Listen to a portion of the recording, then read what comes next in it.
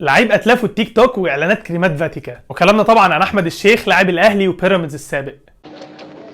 بضاعة اتلافها الهاوي. احمد الشيخ اتشاف لاول مره في الدوري الممتاز مع فريق تليفونات بني سويف، بعدها انتقل لمصر المقاصة في موسم 2014-2015 وقدم موسم مميز جدا سجل فيه في الدوري 8 اهداف، عشان ساعتها تقوم عليه خناقه ما بين الاهلي والزمالك وينجح في الاخر الاهلي في ضمه. في اول موسم مع النادي الاهلي احمد الشيخ ما قدرش يلاقي لنفسه مكان في التشكيل الاساسي للفريق، عشان في الموسم اللي بعده 2016-2017 يعود تاني لمصر المقاصة على سبيل الاعاره لمده موسم، وبيقدم تقريبا احسن موسم في مسيرته.